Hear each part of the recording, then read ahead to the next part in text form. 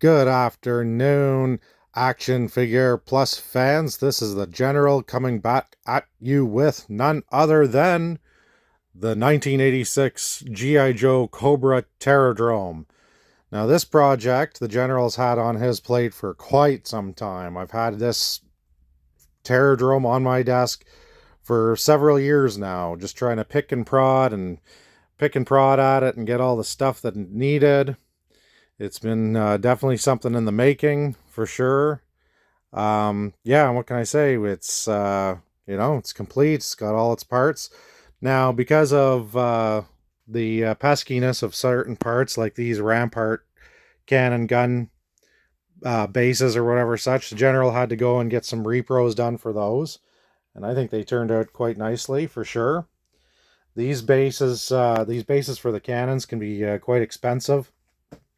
Just buying them on their own, and often you find them on eBay and they're broken and there's problems with them. So years ago I went and got some repros, and they seem to be doing the job just fine.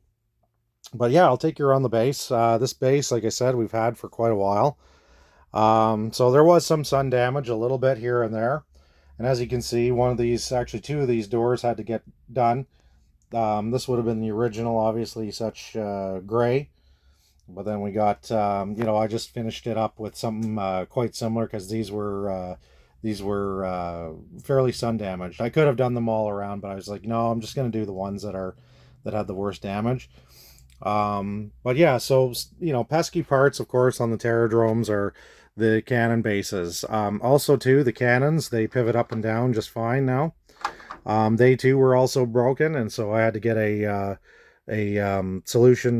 specific solution tabs for those from one of the vendors on eBay. They were great, and they seem to be doing the job just fine.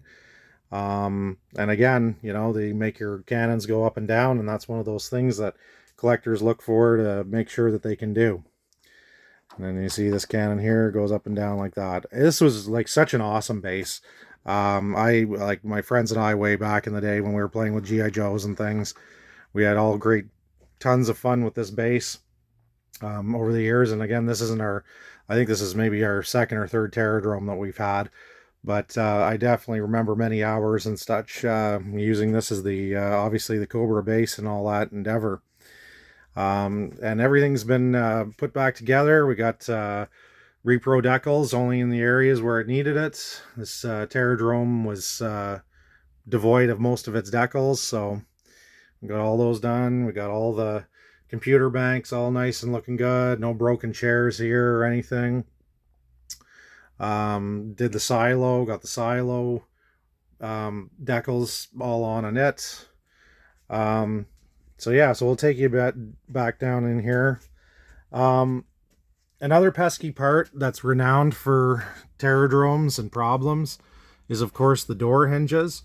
Both of these door hinges were broken, and I had to, again, get a solution for those. Again, can't remember the vendor, but it was done years ago, so they just fit right over your broken hinges, and they work just fine. And as you can see, this is another thing, too, that the collector base likes to see, is that door opening and closing just fine. And they work out just fine. Any other solution won't work. These ones will, though. And of course, you see inside, and you got pardon my hand here, you got the chair, you got all that stuff working. So that one works. The two tabs on here were busted, so I needed to use those pegs, those specific pegs for it, and they'll just fit right over the hinges just fine, and they'll work just fine. Then here's the other one here. I'm just bringing you guys around. And so that one has it there. I had to get a repro chair for this gunner chair here, and just painted it red, vaguely close to what the other ones were. Again, when I went looking for chairs, there wasn't one at that exact moment, so I was like, you know what, to hell with it. I'm not spending tons of money on a chair. This one will do just fine. And the two top chairs are original for sure, and the other gunner chair on the other side's original. So and then the only other thing really was the fuel tanks or fuel pumps. They're all intact except for just this area here at the hose. I had to put a those tabs are usually broken a lot of the time on these fuel stations, so I just had to again improvise a little tab of my own, and it the hose hooks on there just fine. So that's that on those. And I think there was just one up on the base itself. There was one little tab that I had to repair because it was broken, but there's no other broken tabs anywhere else there on it. So you got that. Oh yeah, here it is, right here, just this one here. And so I had to fix that and use my own solution for that. But as you can see, boom, boom, boom. And the reason why I go through too these fixes and breaks and blah, all this stuff ends up being put up onto eBay and such for sale. And so it helped while I'm doing these videos, I try to just disclose everything that may be wrong with it, just so that people can see and know exactly. But as you can see, that tab's working just fine, and it hooks in there just fine now. And then of course another important part is the fire bat. The fire bat jet plane that comes with this. And the other function of this is making sure that the silos go up and down. And as you can see, it goes up and down just fine. This one you have to just kind of push in a little bit just to make that go up and down fine. But it works. That functionality is working for sure. And the only other issue or whatever such is just the fire bat itself. Just something I had to kind of fix. This back thruster was missing, and of course this was of course after I had bought this fire bat, and everything else is there. It's all complete, all works, deckled up, all that.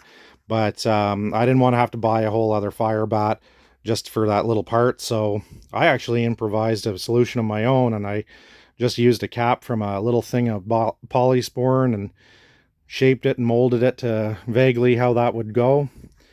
And there you go. Seems to work. Seems to look just, work just fine. But it's all there. And of course, the other important thing is the AVAC pilot. He's all there. He's all in good shape. Got his parachute. Got all that stuff. So we got that and that. And the canopy on that's all nice.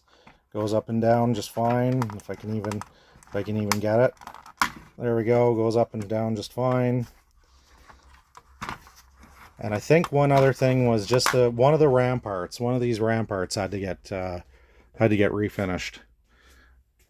I think I'm just trying to figure what side were we on. I think it's in the back here. Anyways, it just kind of had a little bit of sun damage, and so just that one there.